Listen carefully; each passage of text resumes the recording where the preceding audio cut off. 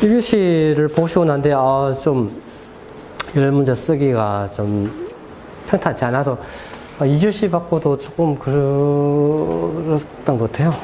이 1번 문제, 연료전지, 누전 경보기, 물류창 경보 아니고,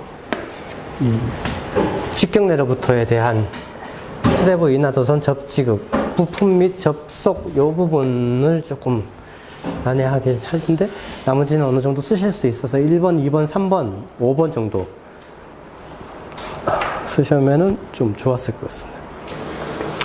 재해로 발생되는 손실 비용이 재 코스트, 재 비용이 발생하는데 그때 산정하는 방식이 하인리 방식과 시몬스 방식 두 방식으로 크게 구별을 하고 있고, 이거는 이 문제는 뭐 고전적인 문제로 계속 다루고 있었던 문제인 거죠.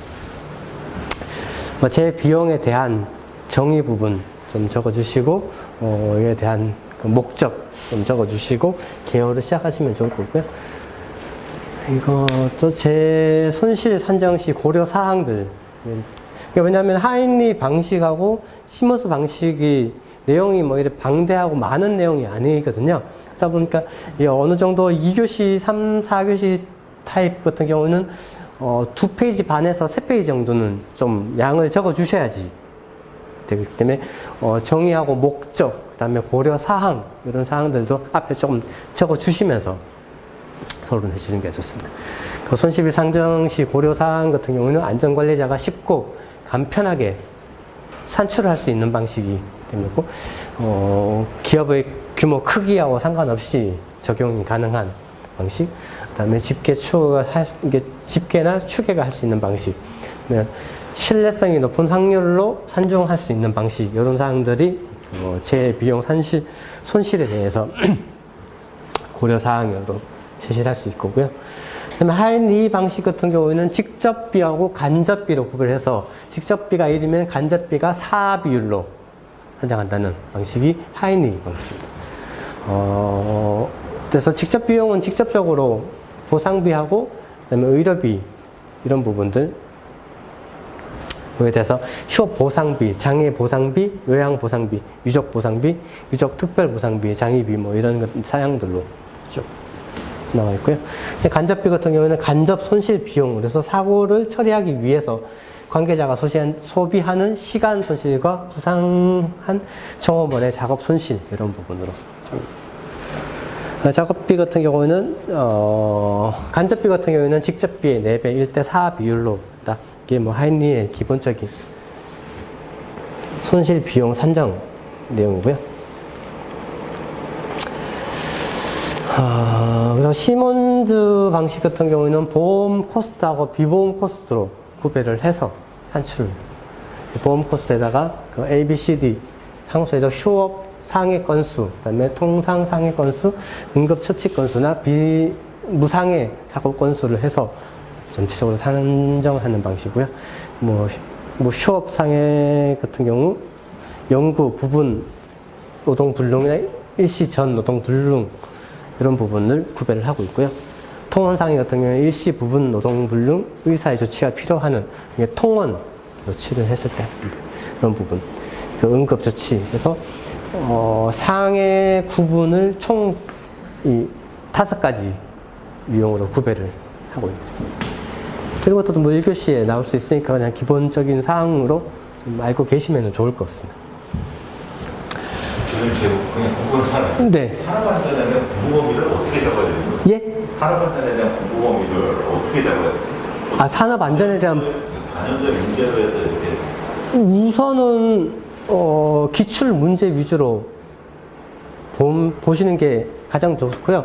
그러니까 처음에 어쨌든 범위를 정해야 되는데 내가 이만큼 여기서부터 이만큼을 공부해야지 해서 이만큼을 정하시는 게 아니라 처음에는 이만큼을 정리하시고 이게 소화가 되면은 좀 더 느리시고 좀 더 느리시고 좀 더 느리시고 이렇게 해서 어느 정도 내가 정적이 됐을 때 합격하는 게 아니라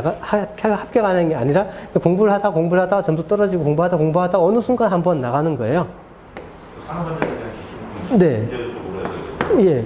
그래서 이게 전체적인 방향은 이렇게 잡으시면 되고, 그럼 그 범위를 어떻게 잡냐 하면 이제 처음에 한번 출제됐던 문제, 그 기출 문제 위주로 보는 거죠.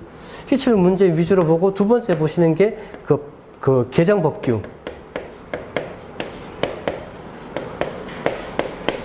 이것만 하더라도 해야 될 양 상당히 많아요. 네. 이거 돌리시면 이 매년 사항이 나오잖아요. 그거 조금씩 해가지고 이게 1년 만에 나갈 수 있는 시험이 아니고 뭐 2년, 3년이 걸린다 그러면 이 산업안전 그 관련된 기준 양만 또 상당히 된다는 거죠. 네. 근데 뭐 이게 산업안전보건법 시행령, 시행규칙, 아까 여기서 얘기하던 뭐 그 사항까지 다 가져가지는 못해요. 근데 개정이 네. 주기가 있으니까 그러니까 아무 때나 이렇게 개정 나와요. 그렇죠. 아니 전기사업법하고 전기안전 그 공사업법하고 그다음에 일반적인 것들은 연에 한 번 개정이 돼요. 그리고 그거 공포하기 전에 그 개정안이라고 11월 달에 보통 좀 나와요. 나오는데 그걸 가지고 이제 시험 준비를 하는 거죠. 그리고 넘어가면은 보통 2월 달에서 3월 달에 개정이 돼서 나오는데 그 전에 개정안을 가지고 수험 준비를 하는 거고요. 그리고 난 뒤에 뭐 신재생 쪽 관련된 내용이나 기타 뭐 아까 배전계통 연계 기술 기준이나 이런 것들은 뭐 특정하지 않은데 뭐 6월 달 분기에 한번 이런 식으로 개정이 됩니다. 그리고 감리 쪽 관련된 내용들도 좀 분기 기준으로 변경되는 사항들도 있고요. 그러니까 그런 것들을 놓치기 쉬워요. 그런 걸 하려면 어느 정도 뭐 스터디 그룹이나 학원 측에서 이런 것들을 제공을 조금 해주는 그거를 하시면 이것만 해도 양이 꽤 되시는 거죠.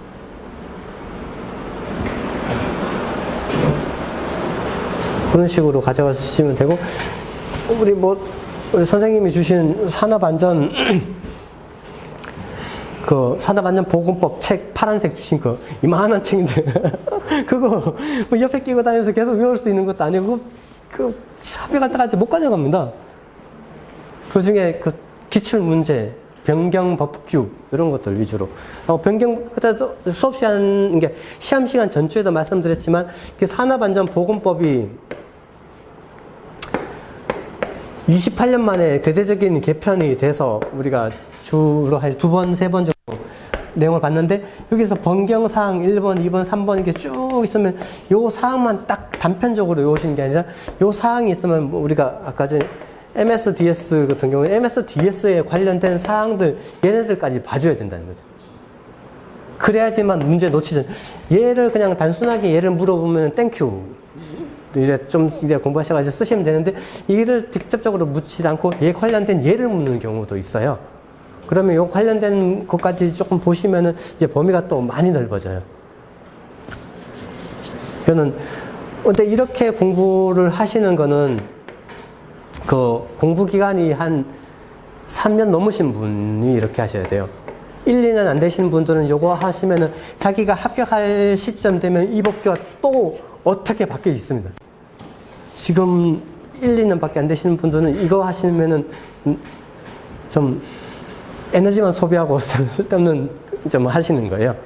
우선은 기출 문제하고 이론적인 사항들을 탄탄하게 만드신 다음에 개정된 법규는 내가 어느 정도 이제 됐을 때 나가기 위해서 하시는 방법으로 선택하시는 게 좀 좋습니다.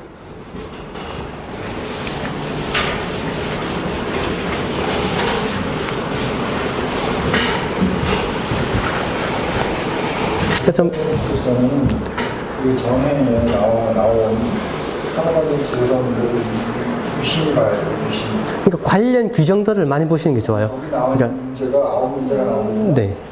9문제 중에는 무관련 문제는 관계 있는 것들이 되게 많아요. 네. 그래서 내가 이번에 봤을 때 부정적 보고를 내가 안 썼는데 네. 기본으로 부정적 보고가 이번 전기안전 기술서에 나올 것 같더라고요. 근데 안 해가지고 예. 그걸 갖다 유심히 보고 네. 나올 수 있게 해달라고 걸 많이 전달해서 또 맞춰놨는데 아, 많이 나오는 거기서 나오는 것들이 메커니즘으로 정신적 메커니즘으로 물어보는 것도 있고 예. 규정을 물어보는 게 있어요. 네. 그래서 안전보험 시장하는 규칙을 정전적으로 이번에도 제일 이번에도 8번 문제 나오는 반복 구조에 대한 걸 물어봤잖아요. 네. 그런 것들은 뭔가 있으니까 그게 나오는 거거든. 참조한다 그러더라고. 예. 네. 그러니까 뭐, 전에 내년에 시험보다는 올해 나왔던 산업안전 기사가 3년치기 갔다가 산업안전 지도가 다운받아가지고 자기가 경기를 경험 문제 보상하는 것이랑 산업 문제를 네. 가질 수 있습니다. 그러니까 그래서 우리가 전기 안전을 보더라도 전기 응용이나 건축이나 발송 문제를 보라는 이유가 그 출제됐던 분이 그쪽 와서 또 출제할 수도 있기 때문에 그 다음 회차에 그래서 다른 종목의 기술사도 보라고 말씀드린 게 그 이유. 그리고 제가 엑셀로 된 거 드렸잖아요. 그 파일에 보면은 어떤 문제가 몇 년에 나왔고 어떤 빈도로 나오고 이번에 그 피레기 그 구비 조건 제가 나온다고 저는 그 제가 말씀드리고도 진짜 그게 진짜로 출제될지를 깜짝 놀랐어요. 거의 매번 나온다고 봐요. 요거를 막 플러스 이런 식으로 나오는 네네. 제가 그렇게 말씀드렸잖아요. 저번 주에 그때 질문했던데 필 시스템하고 피레기 아, 네네. 항상 비중이 피레기에 많이 나온다고 그래가지고 그 강의를 피레기 때문에 강의를 많이 하셨지 않습니까? 네네. 그게 그냥 그대로 나와버렸습니다. 아유, 좀, 그런, 네, 여름철 문제라고 또 중요하다고 말씀드렸기 때문에 좀, 네. 건축전기 이번에도 보니까 우리는 방폭이 안 나오는데 건축전기에서 방폭 구조 내에서 조명등 그거 쓰는 것도 예, 예.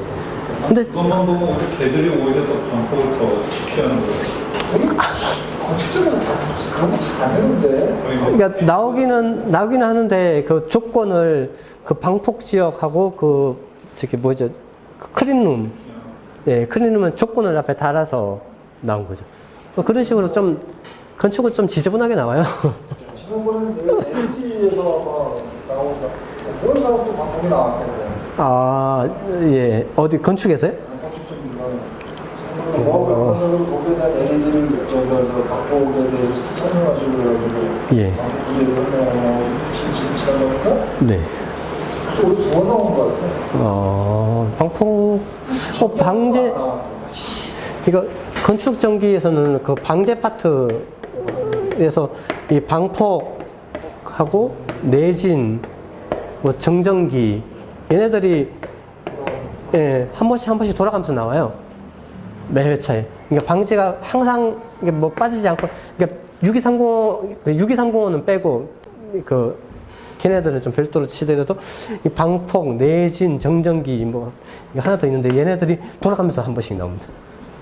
오히려 이번에는 건축전기 2교시가 전기안전 기술사 사람들이 더 많이 쓸 수 있게 매크로쇼크, 마이크로쇼크 의료기구 뭐 저렴 뭐 정전이라든지 뭐 전력 교수 나온 거라든지 네. 보면 오히려 그게 더 잘 쓸 수 있어요. 그러니까 내년에 나오는데 내가 정리하잖아요. 그게.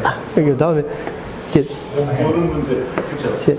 환자 환경 있잖아요. 사람이 이게 일반적인 사람이 아니라 뭐 수술을 하고 난 뒤에 심신적으로 좀 쇠약해 돼 있는 사람이 이렇게 누워 있는데 요 심장 부위에 우리 기기들이 이렇게 꼽혀 있는 거예요.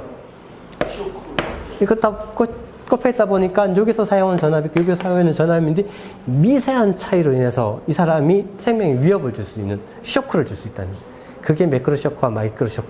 그래서 키워드 되는 게 전위창. 이를 꼭 써주시면서 어차피 뭐 정의하고 수치는 외우셔야 되니까. 준비해서 갔는데 그게 건축에 나왔어요.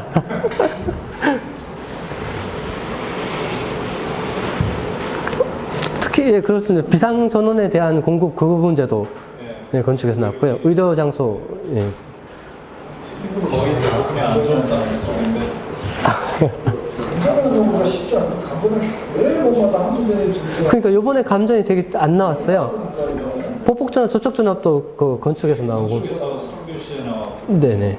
그것도 조건이 조금 일반적으로 쓰기보다는 우리가 얘기하는 그 접촉전압, 보폭전압은 단독 접지에서 이 건전상이 전이 상승으로 인해서 이 접촉전압하고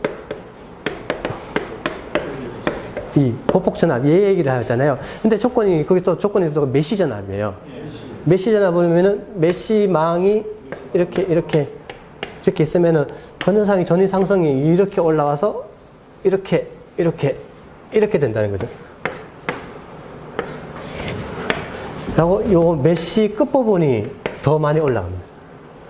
그렇게 했을 때 보폭전압 여기 있을 때 이 보폭전압하고 요 안에 있을 때 보폭전압은 틀려요. 좀 지금 어떻게 보폭전압, 접촉전압에 대해서 이 간격을 낮춘다든지 여기서 울타리를 설치를 한다든지 무슨 조건이 있는데 이게 평범한 우리 이런 걸 적었으면 점수가 높지 안 나갈 수 있어요. 메시 조건을 고려 좀 해줬어야지. 이거 안전 풀이해야 되는데. 이게 우리 안전 강약하실 때 그거 다 하신 거 맞습니까? 네, 다 해드렸던 거죠. 전이전압도 조금 고려를 해줘야 돼. 네. 그 외부에서 아까 울타리 그 이후의 전압이 좀 더 밖에 나가면 그게 전이전압이 되는 거고요. 이랑 접촉이랑 전전압도 세 가지는 같은 거로 공부를 해놔야 되고 네. 언제 어떤 게 나올지 모르는 네. 그쪽에서 나오는 건 전전압. 네. 그래서 감전이 특이하게 안전 쪽에서 안 나오고 건축 쪽에서 좀 많이 나온 것 같아요. 안전이 내년에 작년에 나오시는 분은 저 문제들이에요. 전기안전 기술사가 거기 들어갔나 봐. 전기안전 건축에서 나오고. 전기안전은 저거 나올 수 있어요. 원자력 안전에 관련돼서 나올 수도 있어요. 안 나와. 원자력 관련돼서 또 발전되는 안 나오게 그 원자력으로 갈 거니까 정권 바뀌면 정말 안 나와. 연료전지에 대해서는 특징, 설비 구성 요소, 연료전지의 종류, 이거는 좀 기본적인 사항이고, 신재생 에너지 중에 그 신에너지가 세 가지가 있는데 그 중에 연료전지가 포함되어 있죠. 연료전지 같은 경우는, 뭐 수소와 산소의 그 합성으로 인해서 이 전자 두 개가 이동을 하고, 그때 물이 합성돼서 H2O가 나오면서 그게 241줄의 열 에너지로 나옵니다. 그거를 같이 활용을 하게 되면은 그 합성 효율이 거의 뭐 80%까지 나오는 그런 특징적이 있기 때문에 이게 신재생 에너지가 이 세 가지, 8가지가 있는데 신에너지와 재생에너지 있는데 얘네들이 기존의 석탄을 떼서 나오는 에너지와 다른 특이한 장점들이 많이 있는 거죠. 그렇기 때문에 신재생 에너지를 뭐 3020 프로젝트를 해서 많이 쓰고 있는데 얘네들이 실질적으로 효율 자체가 되게 낮아요. 뭐 20%에서 40%도 안 되죠. 거의 뭐 20%에서 30%밖에 효율이 발생 안 되는데 그나마 연료전지가 7, 80% 이상의 효율을 발생하기 때문에 연료전지가 좀 많이 출제가 되고 있는. 전기 응용에서는 거의 매회 시험을 나오고 있어요. 네. 요번에는 안 나왔습니다. 네, 요번에 안 나오고 전회차고 전전회차고 계속 나오고 뭐 소문으로는 그쪽 관련된 고위 인사분이 여기 연료전지를 상당히 좋아해서 그게 꽂혀 있다고 그래서 계속 출제를 내고 있다고 뭐 그런 얘기도 있는데 출제율은 50%야. 거기 안 들어가요. 그분은 못 들어가죠. 학원 관계자는 절대 못 들어가게 돼 있어요. 그건 아는데 연료전지랑 그 사람이 떼돌고 PS 때문에. 네. 신재생, 태양광. 네. 태양광은 이제 수압력을 가고 네. 수압력을 보고 태양광이랑 풍력은 여기서 고지택 원장이 다 전국을 다 사업을 하고 있어요. 네. 여기서 안전에서도 2문제 나왔고 건축에서도 그 2문제 정도 나왔더라고요. 그래서 태양광 그러니까 뭐 가장 보편적으로 많이 적용시킬 수 있을 수 있는 게 그 태양광이다 보니까 그쪽에서 많이 출제가 되고 있습니다. 근데 뭐 어쨌든 이 정책적인 아까 흐름 그 3020 프로젝트도 해서 얘네들을 활성화시키려고 하니까 어쩔 수 없이 계속 많이 나오는 추세에서 공부를 안 할 수는 없어요. 어느 정도 가지고 가셔야지. 그리고 이게 뭐 기존에 이제 수변전 설비 쪽 관련된 거나 뭐 산업안전 기출 문제 쪽처럼 고정적인 문제가 아니라 이쪽 파트는 좀 대비하기가 좀 쉽진 않아요. 새로운 것들이 계속 나오고 출제됐던 문제 외에 그 좀 다른 쪽 문제들이 많이 출제되기 때문에 좀 수월하지 않습니다. 다행히 이 문제 같은 경우, 2교시 2번 문제 같은 경우에는 일반적인 거 물어봤습니다. 특징, 장점, 우리가 아까 신재생 에너지, 발전 효율, 그다음에 친환경적인 소스와 녹스 이런 성분들이 발생 안 하는 가장 흔한 수소 에너지원을 사용하는 방식, 연료도 좀 많이 다양한 걸 쓸 수 있고요. 뭐 효율이 좋고 뭐 이런 것들이 장점으로 발생을 하십니다.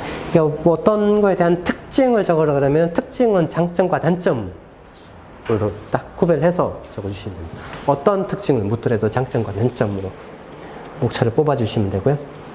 대신 뭐 연료전지에 들어가는 연료 비용, 그 비용이 많이 들어가기 때문에 그 고가의 비경제성이고 그 내구성, 수소를 다루다 보니까 폭발 위험 이런 부분들이 있고 뭐 수명이 짧고 이제 저장 문제 이런 것들도.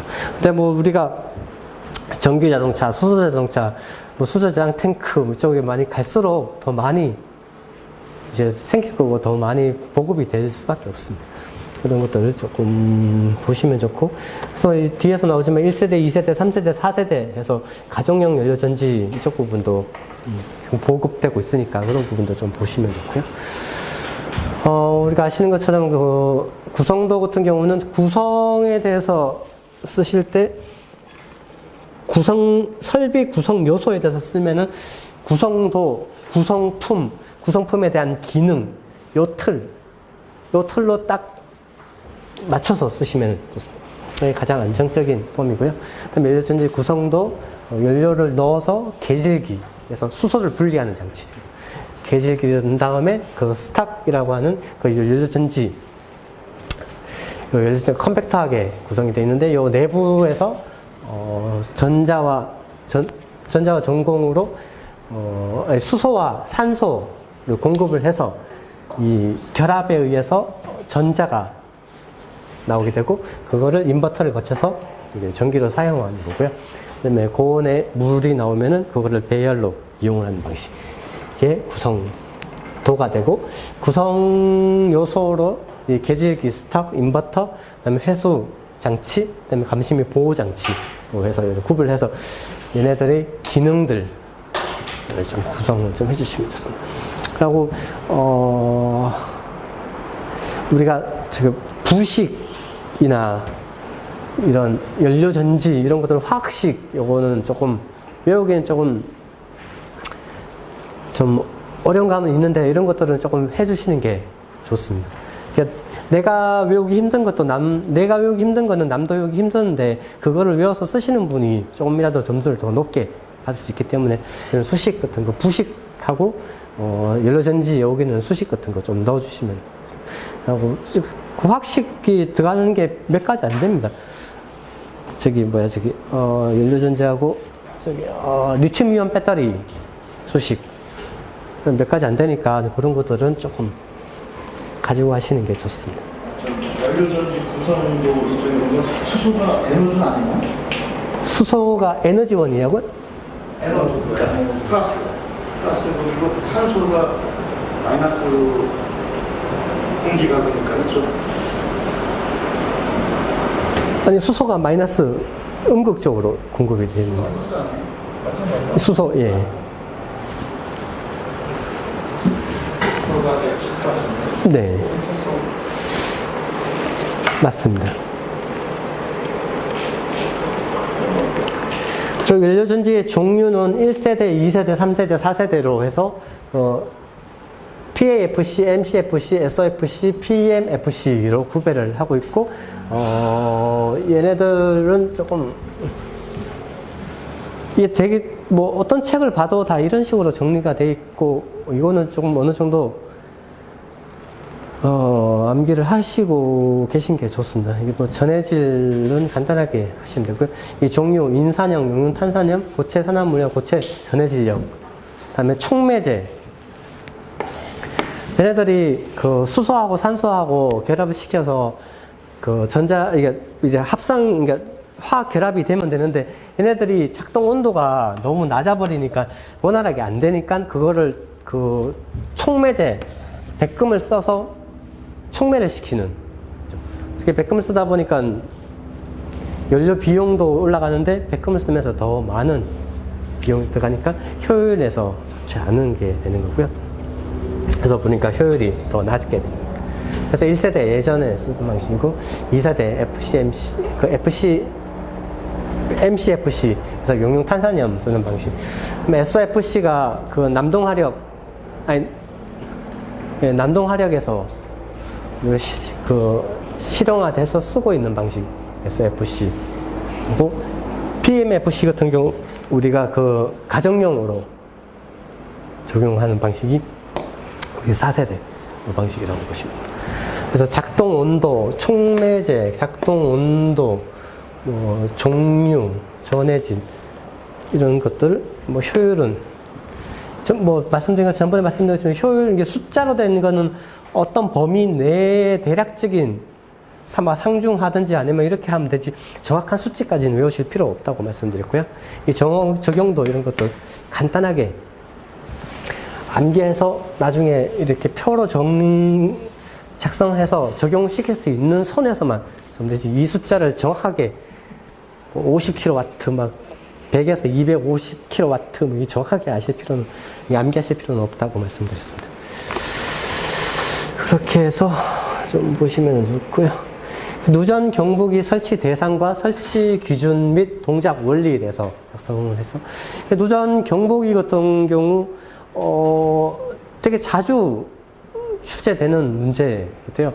예전에는 이렇게 자주 출제가 안 됐는데 출제 빈도가 그러니까 2년에 한 번, 뭐 3년에 한 번 이렇게 출제가 되다가 갑자기 뭐 1년에 한두 번씩 출제가 되고 있는 문제예요. 그럼 뭐 문제 자체가 누전 경보기의 설치 대상과 설치 기준, 동작 원리, 이 동작 원리만 추가됐을 뿐이지 설치 대상과 설치 기준 이런 것들은 그대로 지금 반복되고 있는 문제잖아요. 그래서 누전 경보기 같은 경우 화재 안전 기준 NFSC 205 이걸로 해가지고 계속 출제가 되고 있는 문제고요. 누전 경보기는 600V 이하의 저압 전류에서 누설 전류 또는 지락 전류를 검출해서 당해 관계자에게 경보를 발생해서 감전, 화재, 폭발 등을 방지하기 위한 목적으로 설치하는 게 누전 경보기가 되겠습니다. 설치 대상 같은 경우는 그 계약 전류의 그 100A를 초과하는 특정 소방 대상물에 설치를 하라고 규정이 되어 있고요. 뭐 기타 뭐 그러지 않아도 되는 사항. 누전 경보기의 설치 기준에서 60A를 기준으로 했을 때 1급, 60A 이하가 됐을 때 1급 또는 2급에 대한 누전 경보기를 설치를 하고 규정하고 있습니다. 변륙에 대한 내용 같은 경우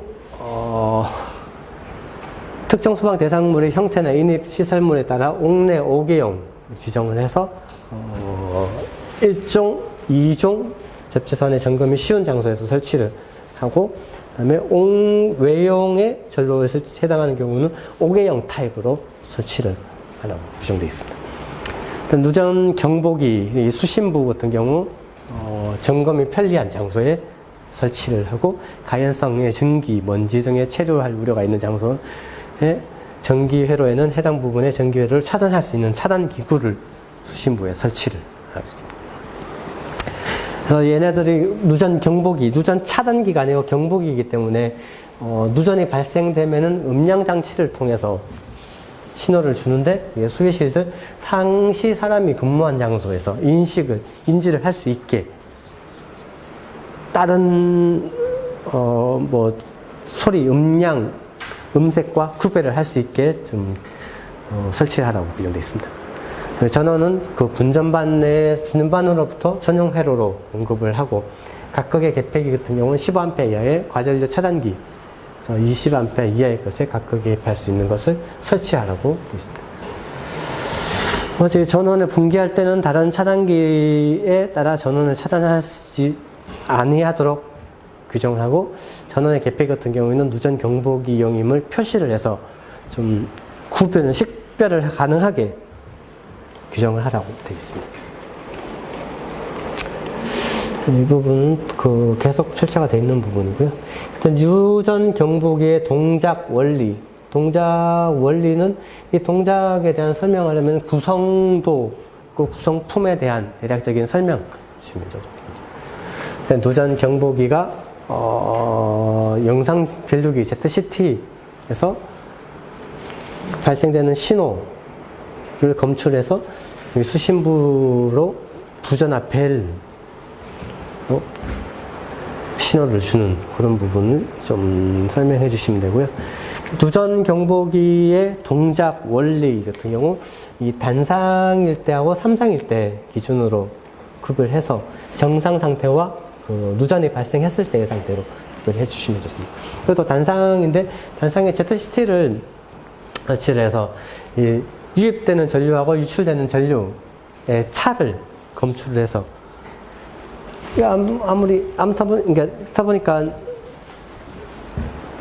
이 단상 같은 경우에는 들어가는 전류하고 나가는 전류, 이 합이 I1하고 I2가 같으니까 동작을 하지 않는 그런 상태가 되는 거고, 이 같은 경우는 I1 플러스 I2가 0이 아니라 I1 플러스 I2 플러스 마이너스 IG가 되는 거죠. 이러면서 어딘가에 누설이 발생된 신호를 누전 경보기가, ZCT가 검출을 해서 차단, 경보 신호를 보내주는 거고요. 근데 삼상 같은 경우는 벡터 합으로, 정상 상태에서는 벡터 합이 0이 되는 거고, 지락이 발생하면은 불평형이 발생을 한다는 거죠. 불평형이 발생해서 크기와 위상이 차이가 발생해서 1차 측에 흐르는 I1, I2, I3가 3I0가 되고, 파이1, 파이2, 파이3가 3파이0가 돼서 2차 측에 흐르는 전류 I1, I2, I3가 3I0로 경보배를 변송하는 그런 방식. 기본적으로 써주시면 될 것 같습니다.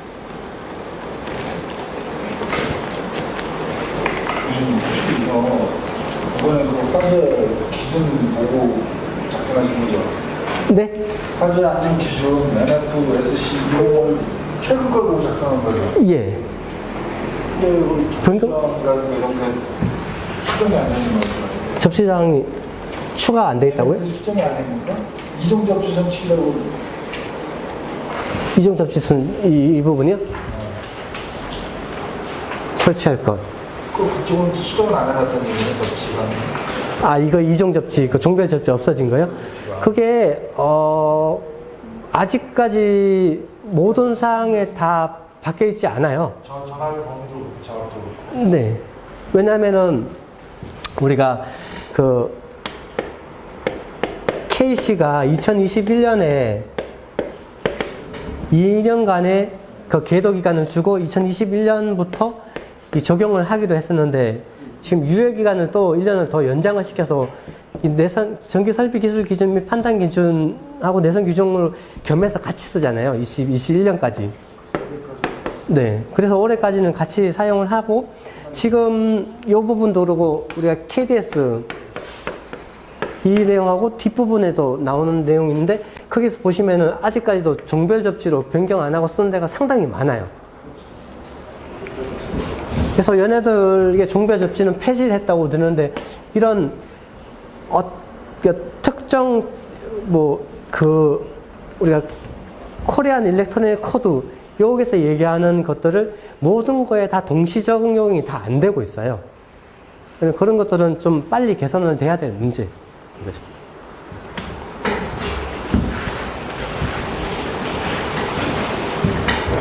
뒤에 보면 또 종별 접지로 한 내용이 또 있습니다. 물류 창고에 물류 창고 이는 환경 내에서 배선, 이동 전선으로 인해서 위험이 발생하기 방지하기 위해서 산업안전보건 기준에 관한 규칙에서 정하고 있는 내용. 이게 산업안전보건 기준에서 보면은 2절의 배선 및 이동 전선에 대한 위험 방지해서 313조하고 317조까지 이제 사항이 있습니다. 3, 4, 5, 6, 7. 다섯 개네요. 뭐 일반적인 내용은 그 배선 등에 대한 절연 피복. 그래서 배선 또는 이동 전선의 피복이 뭐 당연히 손상이 안 되는 걸로 만들어야 되는 거고요. 노화 때문에 해서 감전에 대한 위험 방지를 위한 목적으로 조치를 좀 취해를 해야 되는 거고, 전선의 접속 부분의 경우 해당 전선의 절연 성능의 이상으로 절연이 될 수 있는 것으로 충분한 피복이나 적합한 접속 기구를 사용을 해서 사용을 하라는 내용. 이게 뭐 특이한 사항이 있는 건 아니고요. 이제 배선에 대한 절연 피복, 그다음에 습윤한 장소에 대한 이동 전선, 그다음에 통로 바닥에서의 전선 사용 금지, 그다음에 꼬즘 접속기, 그 콘센트죠.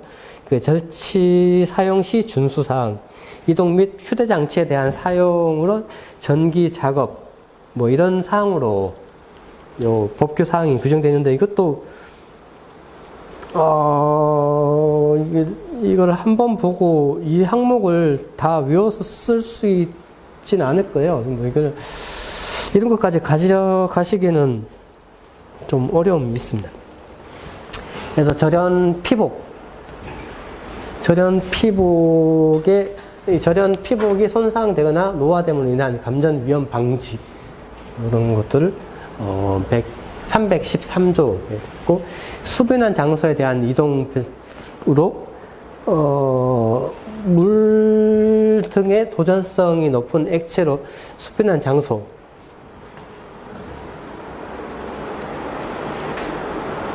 접촉할 우려가 있는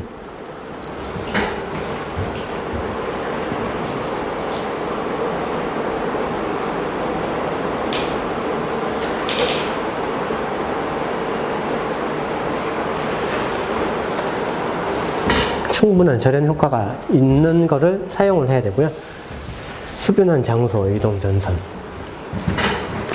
통로 바닥의 전선 등의 사용 금지하고 있습니다. 근데 뭐 통로 바닥 우리가 이 케이블 같은 경우 이 바닥이 있고 케이블을 이렇게 포설을 하면은 이런 커버를 전에 차가 이동한다든지 뭐 이런 지역, 이거 뭐 어떻게 그래야 되나? 옆에서 보면은 이렇게 경사가 있는 뭐 케이블 이렇게 지나가고, 덮고 이렇게 차들이 이렇게 넘어가고 사람이 밟고 지나갈 수 있는 이렇게 커버를 할 수 있는 그런 것들. 그다음에 코점 스위치를 사용한 장소, 이런 콘센트 같은 경우는 이제 수분한 장소나 물이 젖어 있는 상태에서는 감전 위험이 있으니까 이런 부분에 대해서 젖은 손으로 취급하지 말고 좀 수분한 장소에 코점 스위치, 이런 방수 타입 이런 것들을 사용하라고 규정을 하고 있습니다. 이동 및 그 휴대 장비 같은 경우 뭐 이런 사항들 좀 적어주시고, TNC 계통, 뭐 이동용 장치를 사용하지 말라, TNC 계통 좀 설명해 주시면서, 도전성 사다리 같은 경우는 도전성 재질이 된 사다리를 사용하지 말고, 플러그는 꽂음 꽂거나 제거하지 않도록. 그다음에 전기회로 같은 경우는 기구가 안전하다는 것을 증명할 때까지 관련된 저장 장치를 투입하지 말라는 그런 안전 위험을 좀 규정을 하고 있습니다.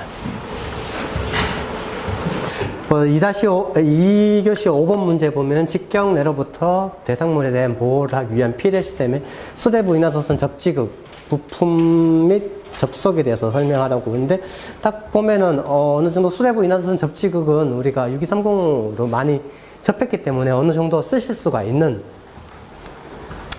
그래서 어느 정도 좀 쓰실 수가 있는 거고, 그 부품 및 접속에 관련 부분만 좀 좀 적으셨으면 되는데, 실질적으로 보시면은 이게 KC 152의 외부 필의 시스템에 대한 내용입니다. 그러니까 딱 보시면은 뭐뭐뭐뭐 쭉 적혀 있는데, 수레부, 인하도선, 접지극, 부품 및 접속에 대해서 이게 딱딱딱 나와 있잖아요. 그러면 복귀일 가능성이 되게 많아요. 근데 이게, 네, 그게 어느 정도 62305하고 이래서 많이 접해서 뭐 싱크로율이 좀 같으면은 뭐 상관없이 적어보시면 돼요. 근데 우리가 좀 일반적으로 접하지 않는 파트에서 이렇게 딱딱딱딱 나오면은 이런 문제는 안 건드시는 게 좋아요. 이건 어딘가의 특정에 있는 법규 사항을 가져와서 그 사항만 빼고 딱 넣었기 때문에 그 사항을 정확히 알지 못하면은 안 하시는 게 좋은데, 여기서는 6230하고 싱크로율이에요. 이게 그래서 일반적인 작성하고 뒤에는 KC하고 같이 첨부해 드렸어요. 비교해 보시라고. 근데 거의 유사합니다. 다 유사하기 때문에 이런 거는 건드셔도 된다고, 네, 그거를 보여드리기 위해서 같이 첨부를 좀 해드렸어요. 거의 똑같습니다. 이게 KC 자체가 6230에서 가져와서 KC IC 6230으로 만들었다가 KC로 바꾼 거기 때문에 그 모티브는 같아요. 네. 그래서 특히 뭐 KC에 대한 사항이 앞에 있지 않더라도 이 문제는 좀 약간 충분히 좀 공략이 가능한 문제라고 이렇게 보시면 되겠습니다.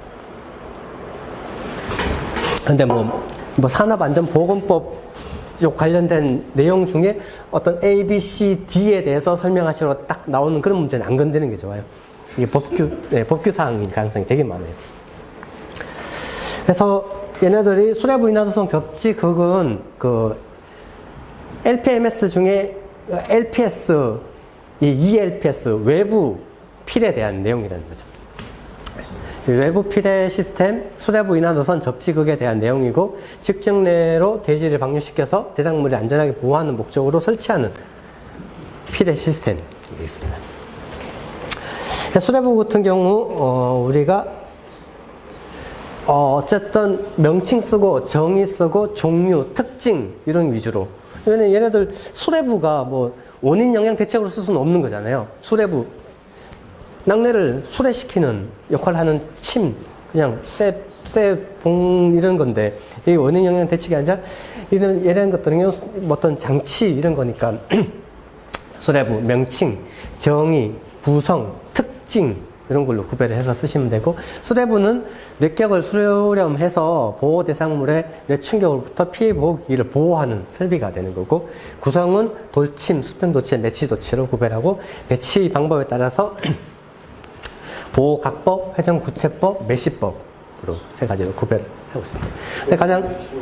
근데 가장 중요한 게 보호각법 같은 경우는 이 60m 이하의 설비를 등급별로 1등급, 2등급, 3등급, 4등급 등급별로 선형적으로 받겠다는 그런 내용, 2m까지 일정한 이런 내용들. 그다음에 회전구체법은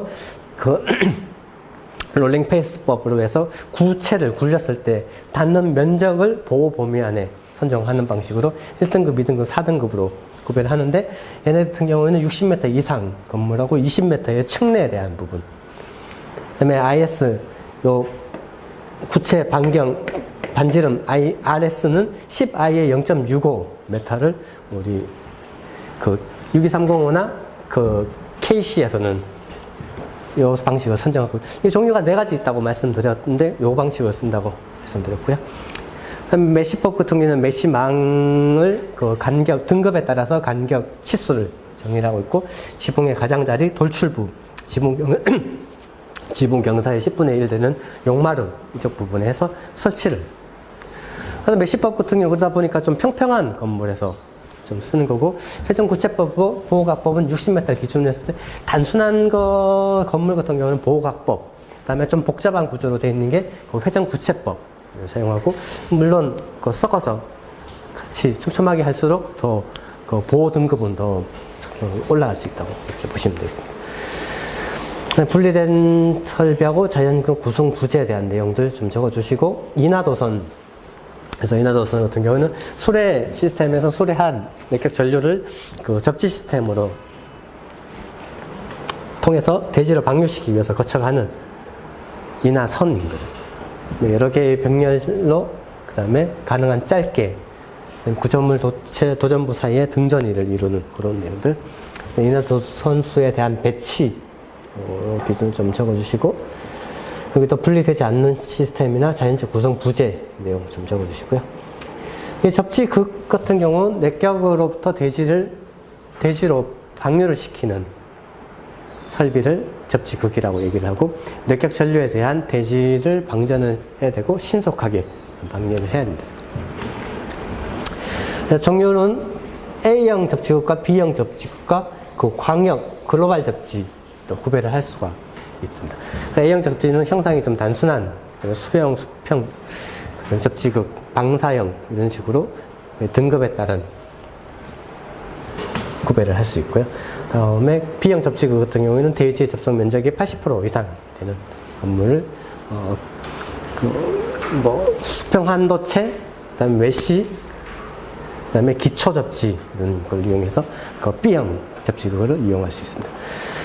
광역 접지, 글로벌 접지 같은 경우에는 국부적으로 형성된 접지극을 글로벌하게 연결을 시켜서 좀 대규모의 접지극을 형성하는 게 광역 접지극, 이렇게 구별을 할 수가 있습니다.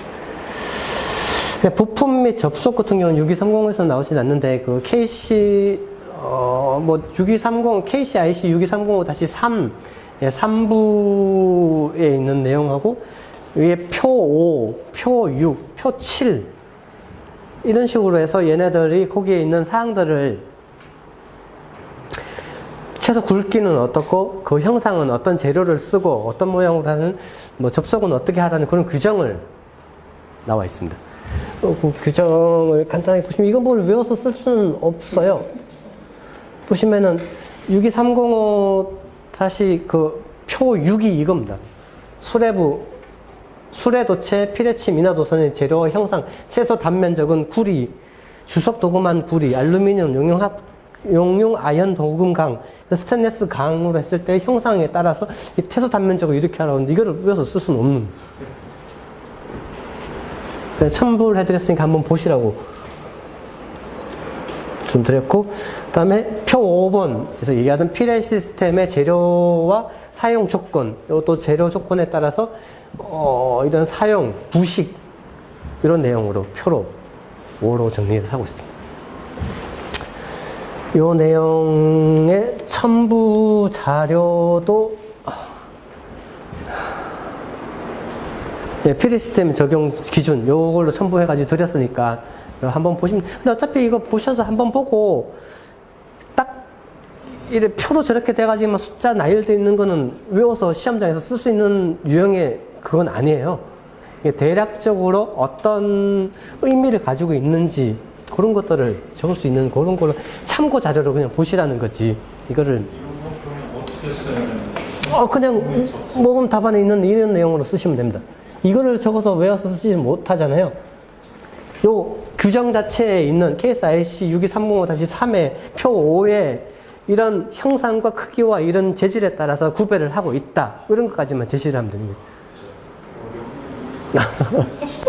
그래서 법규 이 사항이 어려워요. 그래서 아까 전에 얘기하던 표준 충격 전압파형, 전류파형 차라리 그걸 외우고 그거에서 공부해서 상세하게 쓰는 게 더 낫지. 이거 기숙사 시험이 암기 시험도 아니고 이걸 외워가지고 쓰라는 거는 조금 합리적이지는 않다는 거죠. 그렇게 외워서 공부하면은 이 시험 자체가 너무 힘들고 오래 갑니다. 제일 좋은 거는 아까 전에 위에서 나오는, 그러니까 이 문제 같은 경우는 해야 되지만 2-4번 같은 경우를 선택 안 하고 합격하는 게 제일 좋아요. 그러려면은 이런 유의 문제 같은 경우는 좀 자기가 좀 충분히 많은 지식을 알고 있어야지 좀 대처가 가능하다는 거죠. 이렇게 보시면은 될 것 같습니다. 그래서 그 KC에 대한 수레부에 대한 내용, 도침, 수평 도체, 메시 도체, 조합형 시설 해라. 물리적 손상에 대해서 없어라. 표 6에 대한 내용, 형상과 최소 단면적, 자연적 구성 부재는 어떻게 해라.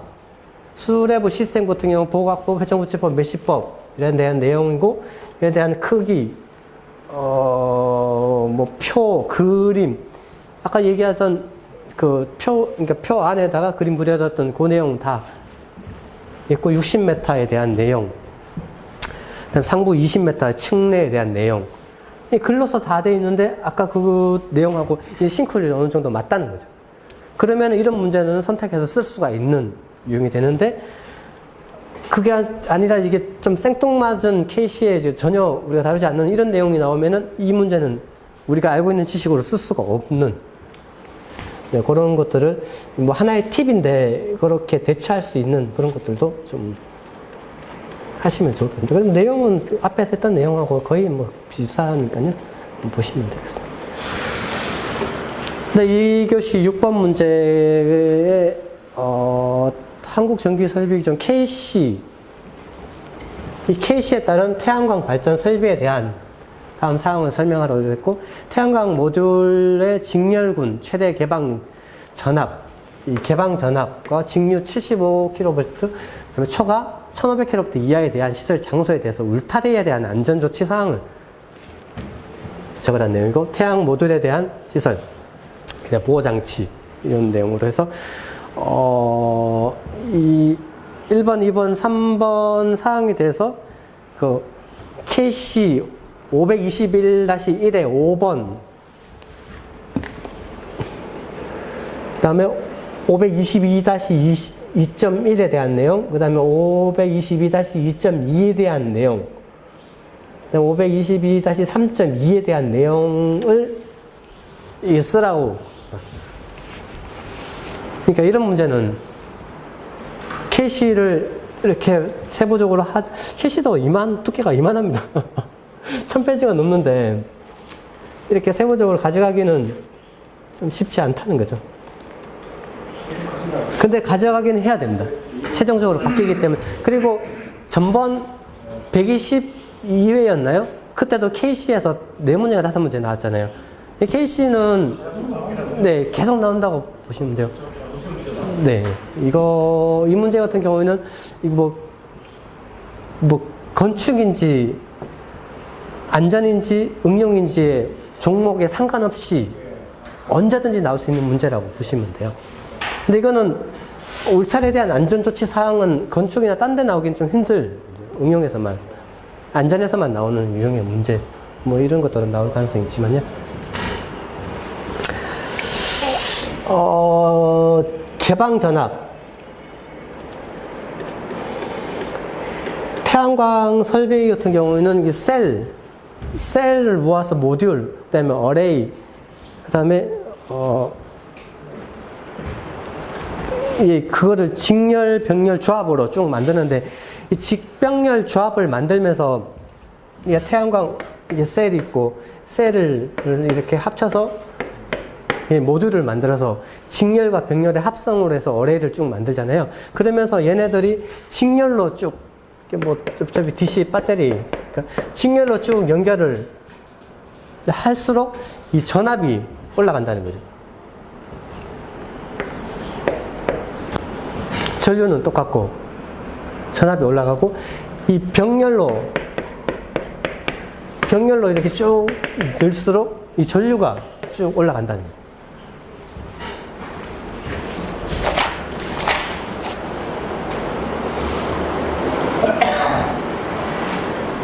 그래서 얘네들이 최고가 되는 지점,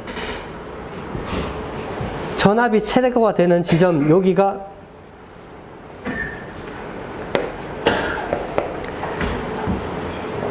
여기가 VOC, 개방단에 대한 전압이. 직렬로 쭉 연결시키면 전압이 쫙 올라가요. 전압이 쭉 올라가는데 얘네들이 여기까지 올라간다는 거죠. 그래서 최고로 낼 수 있는 건 개방단 전압 VOC가 되고, 여기가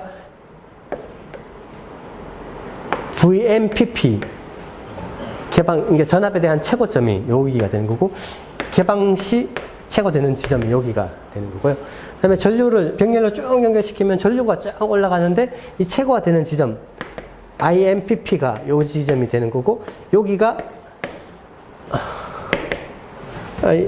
SC, 셔트, 탈락시 흐르는 전류. 그래서 요 지점 차이고, 요 지점이 MPP 최고의 효율을 낼 수 있는 지점이 요 지점이죠. 그리고 얘네들이 단락 전류하고 개방 전류 이렇게 조금 이렇게 되는데, 요 지점이 얘네들의 차이가 필팩터 개념이 되는 거고요. 그때의 효율이 맥스 최대가 나옵니다.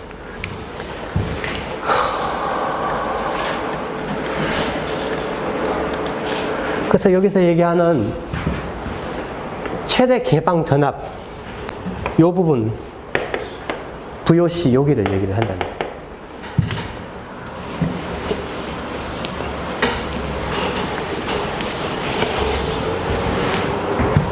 뭐 문제에서는 직접적인 상관없는데, 이 개방 전압이 직류 750 초과 1500 이하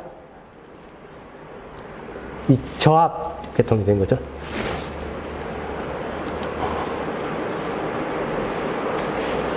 그래서 울타리 시설을 어떻게 되는지 그 사항으로 얘기를 해볼까요? 그다음에 태양 울타리 시설 요 521.1의 5항에 보면 그 태양 전지 모듈에 대한 지상에 설치하는 경우 울타리 담을 설치를 해야 된다. 그리고 끝납니다.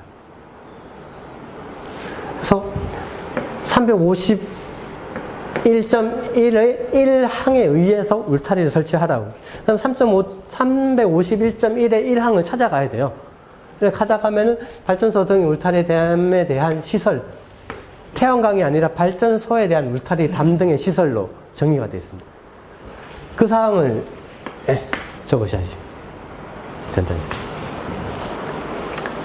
그리고 두 번째 사항으로 341.8의 1항에 의해서 식별이 가능하도록 표시를 해야 됩니다. 341.8 이게 잘못 가져왔나? 이 잘못 가져온 것 같은데요? 네. 이게 그러니까 이런 식으로 법규 사항을 보실 때 그 사항이 다른 데 인용은 돼 있으면 그 인용된 것도 찾아서 보셔야 돼요.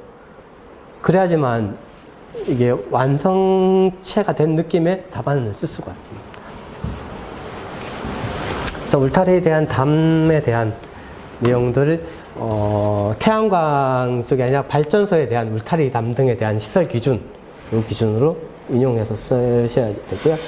그다음 태양 전지 모듈에 대한 시설 기준 같은 경우도 KC의 522.21에 대한 내용으로 설치를 좀 하시면 되고, 변환 장치 근데 이거를 나중에 KC를 한번 정리를 해서 한번 드려야 될 것 같아요. 이게 계속 출제가 되고 어느 정도 하나밖에 안 될 것 같고 한 2주 정도를. 네, 그게 어느 정도 준비를 한 다음에 그 한 1, 2주 정도 시간 잡아서 전반적인 브리핑을 쭉 하는 식으로. 네. 한도국을 좀 해당되는 사항, 발전이라는 사항을 다 빼고 나서 네.